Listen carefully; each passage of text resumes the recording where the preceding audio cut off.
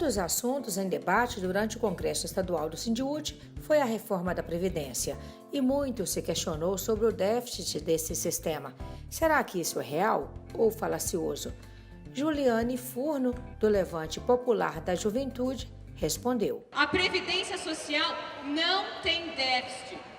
O governo, quando faz uma propaganda dizendo que a Previdência está quebrada, ele está só analisando uma perspectiva do financiamento da Seguridade Social, que é o conjunto de receitas da contribuição do trabalhador para a Previdência e as despesas previdenciárias.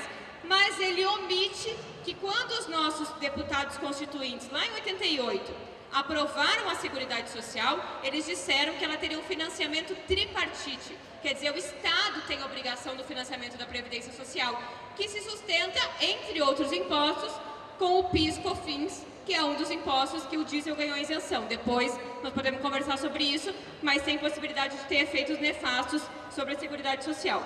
Então a gente não só não tem déficit, quanto a gente tem um superávit anual de 11 bilhões.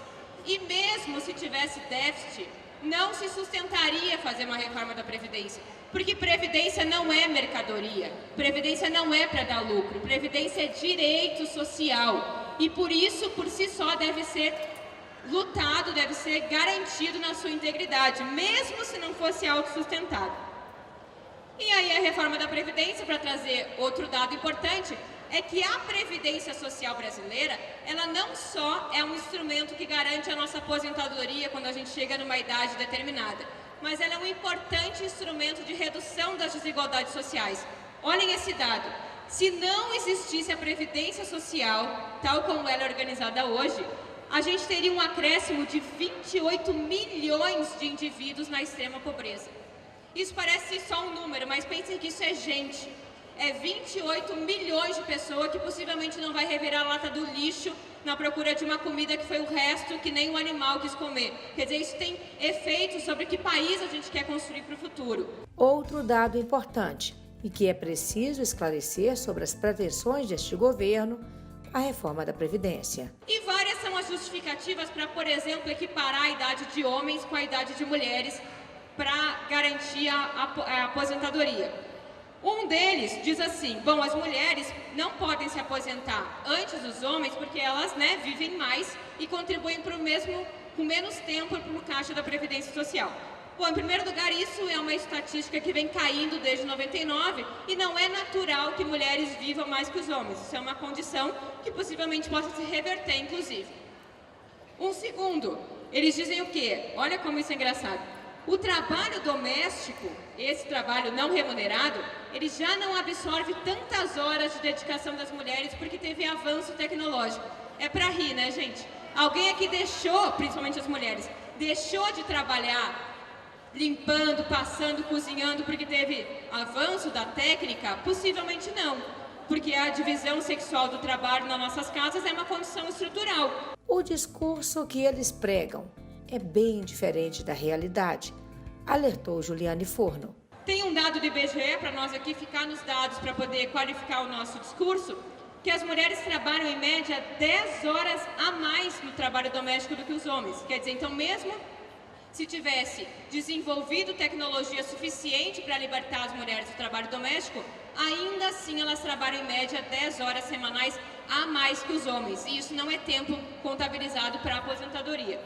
Bom, eles dizem também que há uma tendência internacional no sentido de eliminar essas diferenças de idade. Bom, quando eles dizem isso, eles estão olhando, por exemplo, para a Suécia, para a Finlândia, para países nórdicos que têm equiparado a idade de aposentadoria entre homens e mulheres. Só que lá eles têm um Estado provedor de política social. Lá as mulheres podem trabalhar sem se preocupar com quem que elas vão deixar os filhos, porque o Estado garante creche, garante restaurante comunitário. Não é, de longe, a realidade brasileira. E também eles dizem que a participação das mulheres no mercado de trabalho subiu e a diferença de rendimento diminuiu. Bom, isso de certa forma é verdade, mas ainda assim as mulheres ganham em média 80% do rendimento dos homens. Em toda a série histórica da história do Brasil, as mulheres sempre tiveram em maior número entre os desempregados. Então a gente não tem igualdade nem dentro da nossa vida familiar, nem no mercado de trabalho. E para ir finalizando, se a reforma da Previdência tivesse sido aprovada em 2015, nesse ano, 56% das mulheres não teriam se aposentado. Vocês conseguem ter uma dimensão do que são os entraves da reforma da Previdência para a aposentadoria das mulheres?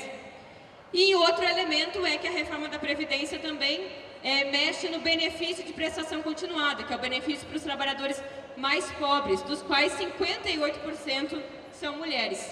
Ela também falou quais são as categorias que serão mais afetadas com essa proposta. Vocês já devem ter uma avaliação consolidada sobre o impacto que a retirada da aposentadoria especial para os professores tem sobre a categoria, especialmente sobre as mulheres, mas também as mulheres rurais ficam impossibilitadas de se aposentar pelo trabalho árduo que é trabalhar no campo, né, com a equiparação da idade, e também as trabalhadoras domésticas, quer dizer, as mulheres historicamente se aposentam por idade, e garantir que a aposentadoria por idade seja condizente com 25 anos de contribuição é praticamente impedir que as mulheres se aposentem, porque a nossa trajetória no mercado de trabalho é extremamente descontínua. A gente tem que sair do mercado de trabalho para cuidar de um idoso, para cuidar de alguém que ficou doente, às vezes para garantir que a gente cuide dos nossos filhos, porque não tem equipamento que dê conta disso. Então, esse conjunto de reformas tem um impacto importante, né, sobre a classe trabalhadora. Elas configuram um tipo de Estado e também configuram um tipo de sociedade que não é a sociedade que prima pela igualdade, mas elas também reforçam as desigualdades de gênero e de raça já presentes na sociedade brasileira.